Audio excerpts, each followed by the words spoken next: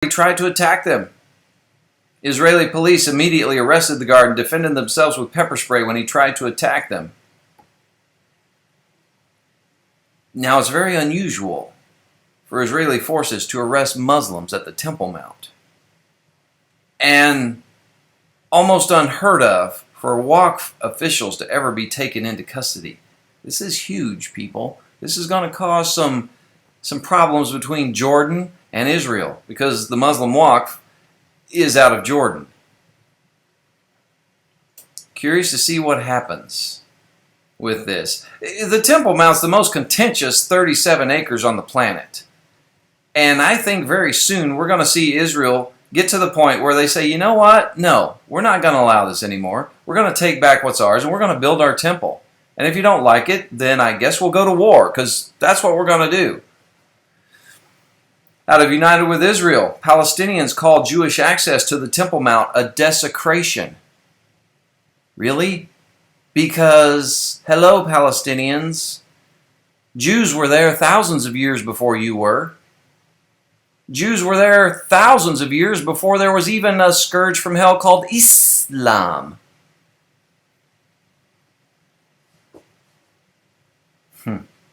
Palestinians saying it's a desecration for Jews to get on the Temple Mount.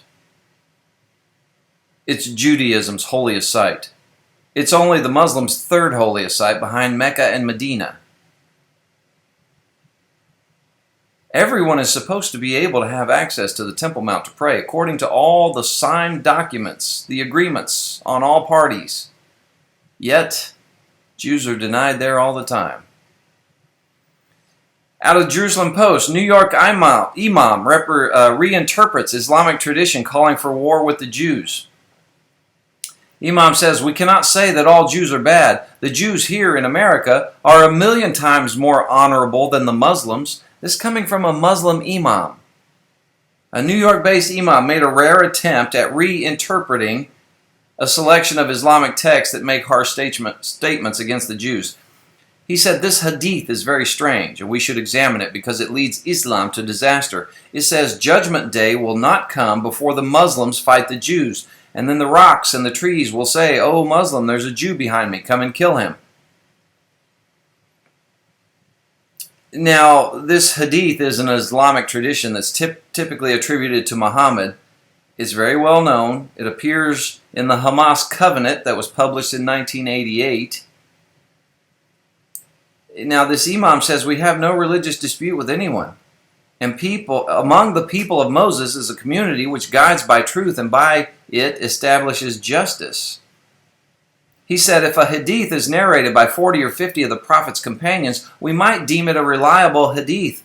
But if only 1 or 2 of the Prophet's companions narrate it, we should not take it at face value and base our entire relationship with the Jews upon it, he said. We cannot say that all Jews are bad. He said they're 1,000,000 times more honorable than 50% of the Muslims. Wow, I bet he's going to be targeted by his brothers. Very different. Very, very different hearing something like that. Out of the Jerusalem Post, Palestinian Authorities seeks to strengthen ties with Iran. Well, of course they do, because Iran hates Israel. So does the Palestinian Authority, so does Hamas, so does Hezbollah, so does Taliban and Al-Qaeda and ISIS and the rest of the world, pretty much. Palestinian officials meeting with Iran. You know, I love watching all this stuff happen. I'm fascinated watching the Bible just come to life in the news reports you see around the world. And please don't think I'm some hermit that I sit around and I scour all these news sites. I don't have time for all that. A lot of you know I'm a full-time real estate agent. I've got another full-time job, a part-time job, and a full-time ministry, so I'm quite busy. I have a wife and 3 kids, 2 kids in college. It's part of why all the jobs. We're getting our foreign exchange student this Thursday. Lord, help me. Trying to keep up with 3 teenage boys at the dinner table and providing all they need. That's a full-time job right there. So, for the next 10 months, please keep me in your prayers that I can provide all that these guys need. Let's go to 1 Peter 5. 1 Peter 5, verses 8 and 9. Wait, is that right? Yeah, 1 Peter 5, verses 8 and 9. Be sober, be vigilant, because your adversary the devil, as a roaring lion, walketh about, seeking whom he may devour. Whom resist, steadfast in the faith, knowing that the same afflictions are accomplished in your brethren that are in the world. In James 4, verses 7 and 8, I referred to this earlier, says, submit yourselves therefore to God. Resist the devil, and he will flee from you. Draw nigh to God, and he will draw nigh to you. Cleanse your hands, you sinners, and purify your hearts, you double-minded. You know, wickedness, sinfulness, when you really look at it,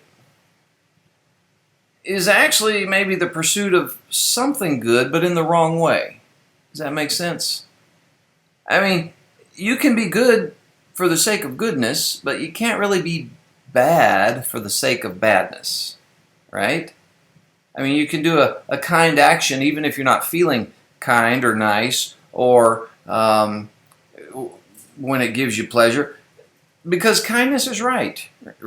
Even if you feel mean or cruel or judgmental, you can still do something nice for somebody, right? But I don't think anyone could really do something horribly bad simply because doing something bad was wrong. I mean, cruelty isn't pleasant or useful to people, or maybe to some people it is, but badness can't succeed even in being bad in the same way in which goodness can succeed because it's good. Goodness is itself. I think badness is only misguided goodness or spoiled goodness or corrupted goodness. If you think about it, evil is more like a parasite that attaches itself to something good and then tries to spoil the thing that's good.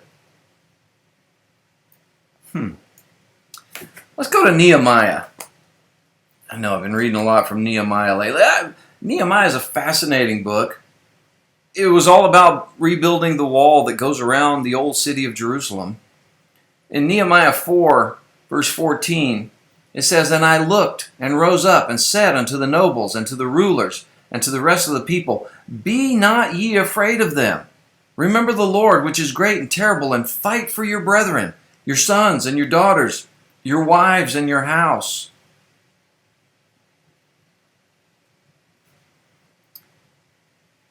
This is a time when the people of Israel, the Israelites, they were discouraged. They were afraid. It was a time of trouble. They were about halfway through rebuilding this wall of Jerusalem,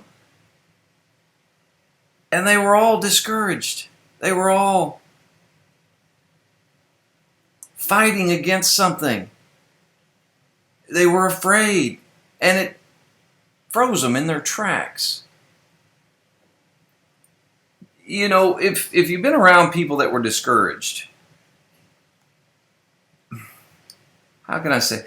Think about a sports team. Let's say a baseball team. Let's just say first guy gets up to bat, he just goes down swinging, comes back to the bench, he's like, man, that pitcher, he throws too fast. He's too good. I can't hit him. And everybody else is like, wait, you're our best hitter. You're the best batter we got. If you can't. You ever notice how discouragement spreads? It's contagious. You know, if 2 or 3 people around you are discouraged, next thing you know, you're feeling it too, right? Nehemiah saw this. He knew. He knew he better come up with a plan of action, something to counter this discouragement before it spread to everybody. Nehemiah told the children of Israel the cure for their discouragement. He said, be not afraid of them. Remember the Lord, which is great. Remember the Lord. this truth that set them free from discouragement. Nehemiah knew they needed to take a spiritual time out. They needed to go back to the basics. So he got them all together and said, hey, it's time to rethink this, to regain your perspective. Remember your great and awesome God that you serve. Remember how mighty He is. Remember Him, listen to Him, lean upon Him, draw nearer to Him. Don't be discouraged. Who's ever been discouraged listening here today? Yeah, every one of us. Every one of us. I've had some major discouragement in my life. And I can tell you, the best thing to do is draw nearer to God. Stop and remember all the things that God has done for you, all the many ways He's blessed your life before. There's so many times that God has carried me through that it was obvious it wasn't me in my own strength. He does carry you. You just lay your burdens down at the foot of the cross. He'll carry you through anything. He'll give you that supernatural strength, even in the middle of a very dark day or the darkest night of all. Isaiah 53:4 says, surely He has borne our griefs and carried our sorrows. Christ knows how we feel. He knows when we're hurting. He knows when we're discouraged. He knows when we're feeling depressed or down. He knows exactly what we need in those moments. So look to God. Cast your cares and burdens upon the Lord. And remember everything God has done for you. In John 6:34, then said they unto Him, Lord, evermore give us this bread. Now, most likely, these Jews were waiting for Jesus to do some miracle like the Israelites in the wilderness saw. You know, they probably thought Jesus was going to just rain down this manna from heaven the way God did it in Exodus. All those millions of Israelites that were leaving Egypt, they were still thinking of physical food. Do you know the word manna literally means, what is it? I mean, could you imagine walking out of your tent and you see this stuff falling from the sky and you're like, what is it? That's its name, manna. What is it? These disciples were probably thinking, hey, you know, here's Jesus. He could feed 5,000 people with, you know, a couple of fish and some loaves of bread. Surely He could cause manna to rain down from heaven. They were still thinking of physical food.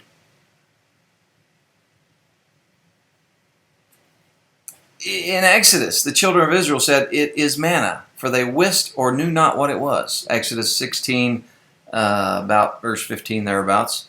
But it was nutritious. It appeared on the ground every morning after they left Egypt and began their 40-year wandering through the wilderness. 40-year trip that should have been about a 3-week road trip.